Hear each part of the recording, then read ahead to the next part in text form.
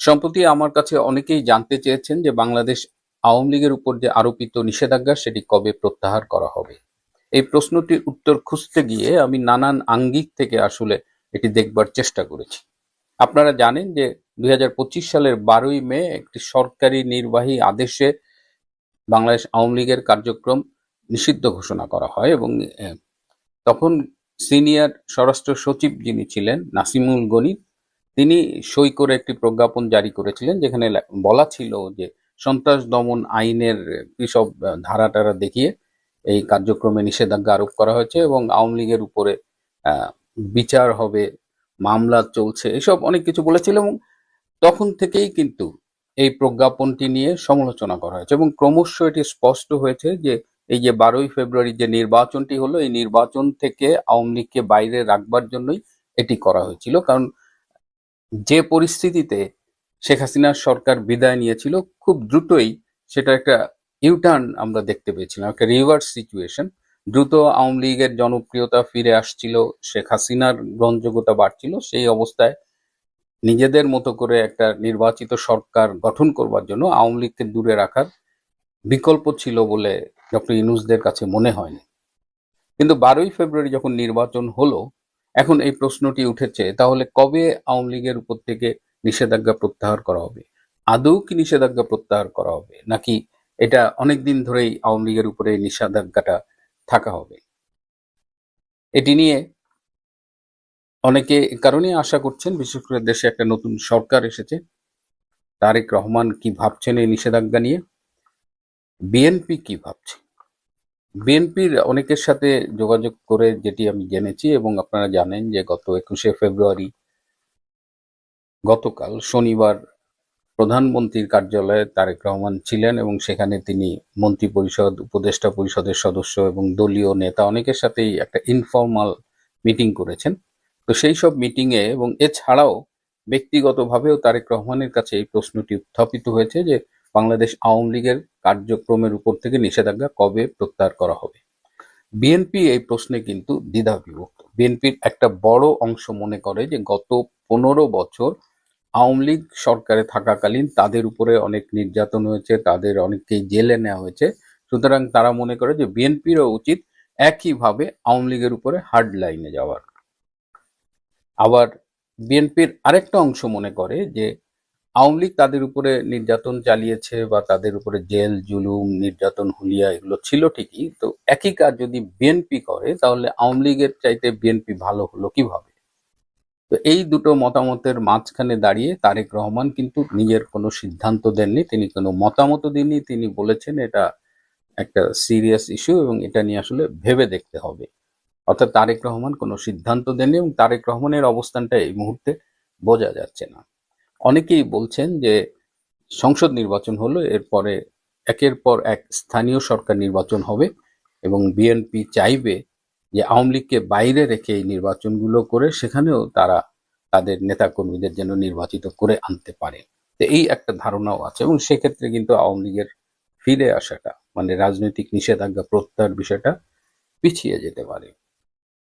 এদিকে জামাতে ইসলাম এবং এনসিপি চায় না যে আওয়ামী লীগের উপর থেকে নিষেধাজ্ঞা প্রত্যাহার করা হোক, কারণ তারা আওয়ামী লীগ যদি মাঠে আসে তাহলে বিএনপি এবং আওয়ামী লীগই রাজনীতিতে প্রাসঙ্গিক থাকবে, জামাত এবং এনসিপির গুরুত্ব কমে যাবে। সুতরাং তারা কোনো অবস্থাতেই এটা মেনে নিতে চায় না এবং এমনকি ইনুস যখন 12ই মে এই আওয়ামী লীগের কার্যক্রম নিষেধাজ্ঞা আরোপ করেছিল, তখন কিন্তু এই এনসিপি, শিবির, জামাত, ইনকিলাব মঞ্চ এদের কাজে লাগিয়েছিল, এদের দিয়ে দাবি তুলানো হয়েছে যে আওয়ামী লীগের কার্যক্রম নিষিদ্ধ করতে হবে এবং তারপরে এই ঘটনাটা ঘটেছে। তো এখন এর সাথে আবার একটা আন্তর্জাতিক সমীকরণ যুক্ত আছে। আন্তর্জাতিক যে দেশগুলো, বিশেষ করে বাংলাদেশের বর্তমান অবস্থায় বা বাংলাদেশের রাজনীতিতে যারা প্রভাব রাখছে, বিশেষ করে প্রতিবেশী দেশ ভারত, আমেরিকা, এরা কি ভাবছে? এরা কি আওয়ামী লীগের উপর থেকে নিষেধাজ্ঞা প্রত্যাহারের পক্ষে কিনা? এটা একটা গুরুত্বপূর্ণ ফ্যাক্টর। অনেকেই মনে করেন কিংবা আপনারা জানেন যে তারেক রহমান বাংলাদেশে ফিরেছে, এই নির্বাচনে অংশগ্রহণ করেছে, এই সব কিছুর সাথে ভারতের একটা ভূমিকা ছিল। ভারতের সাথে তার একটা আন্ডারস্ট্যান্ডিং হয়েছে। তো ভারতের সাথে আন্ডারস্ট্যান্ডিং এর ভেতরে আওয়ামী লীগের কার্যক্রমের উপর নিষেধাজ্ঞা প্রত্যয়ের বিষয়টি ছিল কিনা সেটা নিয়ে একটা আলোচনা আছে। আমি যতদূর জানি, ভারতও চায় যে দ্রুততম সময়ের মধ্যে আওয়ামী লীগের কার্যক্রমের উপর আরোপিত নিষেধাজ্ঞাটা প্রত্যাহার করা হোক। তো এখন এটা নিয়ে তারেক রহমানকে দ্রুত একটা সিদ্ধান্ত নিতে হবে। একটা দেশের রাজনীতিতে, গণতান্ত্রিক রাজনীতিতে একটি বড় দল তার কার্যক্রম নিষিদ্ধ থাকবে, এটা কিন্তু কোনো সুষ্ঠু রাজনৈতিক পরিবেশের নির্দেশ করে না। বাংলাদেশের মানুষও জানতে চায় যে আওয়ামী লীগের উপর থেকে কবে নিষেধাজ্ঞা প্রত্যাহার করা হবে। তাদের কাছে যে প্রশ্ন, এভাবেই কি চলতে থাকবে যে পরস্পর শত্রুতামি, যে যখন যে দল ক্ষমতায় থাকবে সে তার প্রধান প্রতিপক্ষকে একেবারে নির্মূল করার জন্য চেষ্টা করবে, এভাবেই মানে যখন আওয়ামী লীগ ক্ষমতায় থাকবে বিএনপিকে সাঁটাও, যখন বিএনপি ক্ষমতায় আসবে আওয়ামী লীগকে সাঁটাও, এভাবে যদি চলতেই থাকে তাহলে এর শেষ কথায়, এবং এটা বাংলাদেশের গণতান্ত্রিক পরিস্থিতির জন্য, পরিবেশের জন্য কতটা উপকারী আমরা গত 15 বছর দেখেছি। এটা অস্বীকার করবার কিছু নাই যে বিএনপির অনেক কেন্দ্রীয় নেতার বিরুদ্ধে অনেক মামলা ছিল, 200-300 করে মামলাও অনেক কেন্দ্রীয় নেতার বিরুদ্ধে ছিল। তো এর গভীরে যখন আমরা খুঁজতে যাই, আমরা যখন ভাবতে যাই যে আসলে বাংলাদেশের রাজনীতি তো এতটা হোস্টাইল ছিল না, যে একে অপরের বিরুদ্ধে এত হোস্টাইল কখনোই ছিল না। এটার উৎসমূল খুঁজতে গিয়ে কিন্তু আমরা 2004 সালের 21শে আগস্টে গিয়ে আটকে যাই। ওই 21শে আগস্ট আওয়ামী লীগের কেন্দ্রীয় নেতৃবৃন্দকে শেখ হাসিনা সহ গ্রেনেড মেরে শেষ করে দেওয়ার যে নৃশংসতা দেখিয়েছিল সেই সময়ের বিএনপি সরকার, বিএনপি জামাত জোট সরকার, এবং অনেকেই বিশ্বাস করি আমরা যে এর পেছনে তারেক রহমান, আলী আহসান মুজাহিদ এরা জড়িত ছিল, এবং হাওয়া ভবনে বসেই এই ষড়যন্ত্রটা করা হয়েছিল। তারপর থেকেই কিন্তু রাজনীতিতে যে হিংসার, একটা প্রতিহিংসার বীজ রোপিত হয়েছে, সেখান থেকে আমরা আসলে বেরিয়ে আসতে পারিনি। আদালত একদম সব শেষে আসিফ নজরুলের আমলে তারেক রহমানকে হয়তো খালাস দিয়েছে, কিন্তু তারেক রহমান তো জানেন 2004 সালের 21শে আগস্টের ওই গ্রেনেড হামলায় তার কি ভূমিকা ছিল। সুতরাং আজকের এই পরিস্থিতিতে যদি কোনো উন্নতি ঘটাতে হয়, তারেক রহমানেরও একটা দায়িত্ব থেকে যায়। যেহেতু 2004 সালের 21শে আগস্ট একটা ক্ষত সৃষ্টি হয়েছিল, এবং সেই ক্ষত থেকে বাংলাদেশের রাজনীতি ক্রমাগত মানে মূল দুটো দল পরস্পর থেকে দূরে সরে গিয়েছিল, সেই জায়গা থেকে আবার সুস্থ স্বাভাবিক পরিবেশ ফিরিয়ে আনার জন্য তারেক রহমানকেই উদ্যোগ নিতে হবে।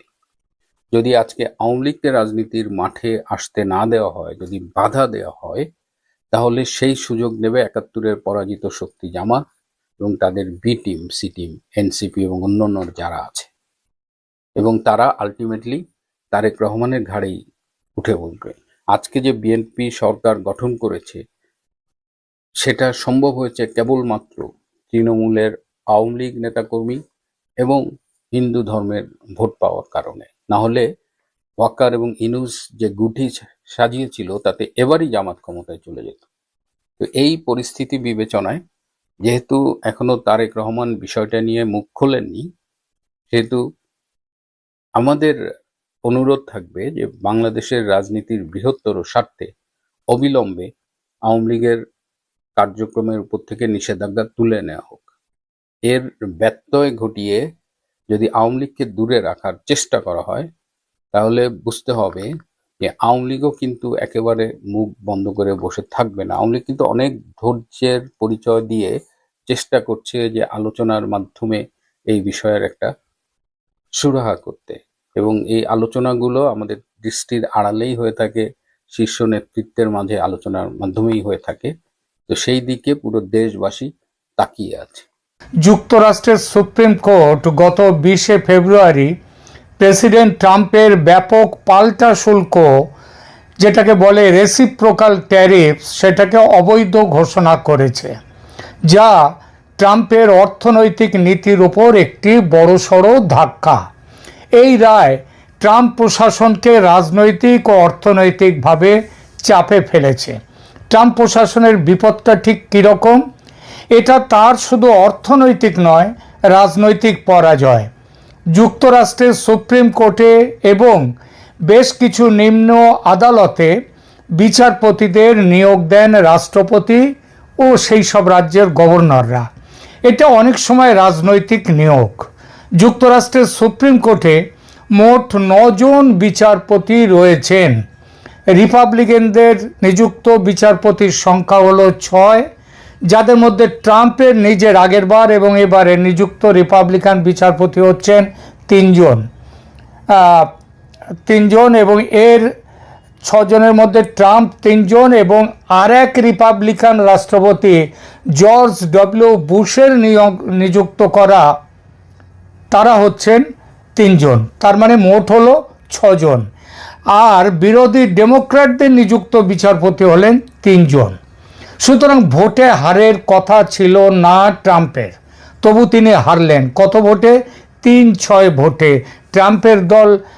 ট্রাম্প পেয়েছেন 3 ভোট ট্রাম্পের পক্ষে, আর 6 ভোট গেছে ট্রাম্পের বিপক্ষে।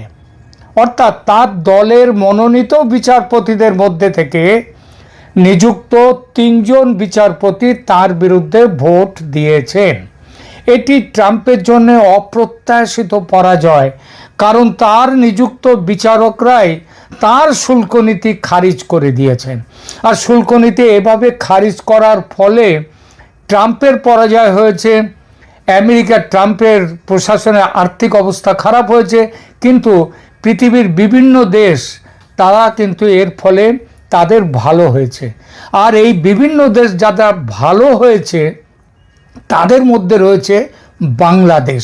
সব থেকে ভালো যে দেশগুলো রয়েছে তাদের মধ্যে একটা আছে বাংলাদেশ।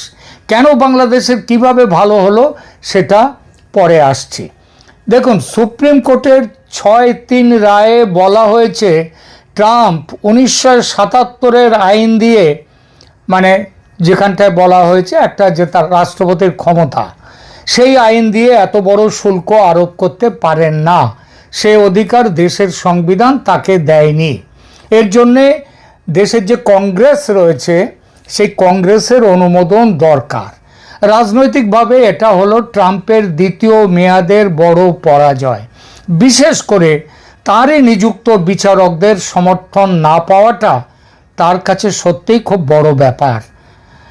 এবার আসি কী ধরনের অর্থনৈতিক ধাক্কা লাগলো। এটা তো রাজনৈতিক ধাক্কার কথা বললাম। আরও বড় কথা, কংগ্রেসে হচ্ছে বিভিন্ন জায়গা থেকে যারা জিতে আসেন বিভিন্ন স্টেট থেকে, তারাই কংগ্রেসে বসেন। সেই কংগ্রেসে তার কিন্তু তার দলের সংখ্যাগরিষ্ঠতা আছে। তা সত্ত্বেও তিনি হেরে গেলেন। তিনি কেন যাচ্ছেন না সেখানে? তার কারণ সেখানেও তার বিরুদ্ধে একটা বড় ব্যাপক অভিযোগ এসছে এই শুল্কের ব্যাপারে, ট্যারিফের ব্যাপারে। এবার আসি কী ধরনের অর্থনৈতিক ধাক্কা লাগলো ট্রাম্পের উপর। অতিরিক্ত শুল্ক চাপিয়ে গত কয়েক মাসে যে অতিরিক্ত অর্থ ট্রাম্পের প্রশাসন আদায় করেছে, সুপ্রিম কোর্টের নির্দেশে সেটা অবৈধ ঘোষিত হলো। আর এই অবৈধ ঘোষিত হওয়াতে আইন মতে সেটা ফেরত দিতে হবে। ট্রাম্প প্রশাসনকে সেই টাকা ফেরত দিতে হবে। কাদেরকে ফেরত দেবেন? সেই যে দেশ থেকে মাল এসছে তাদের না, আমেরিকার ব্যবসায়ীদের ফেরত দিতে হবে, যারা এই অতিরিক্ত শুল্ক দিয়ে অন্য দেশ থেকে মাল আমদানি করেছিল। ব্যবসায়ীরা এই অতিরিক্ত শুল্ক আদায় করেছিল কাদের কাছ থেকে? সাধারণ উপভোক্তাদের কাছ থেকে। তারা উপভোক্তারা অর্থাৎ কনজিউমার বাধ্য হয়েছিল বেশি দামে এসব জিনিস কিনতে। তারা মানে কনজিউমার আমেরিকার যে সাধারণ মানুষ তারা এইবার সেই টাকাটা ফেরত পাবে। এটাই হলো এই নিয়ম।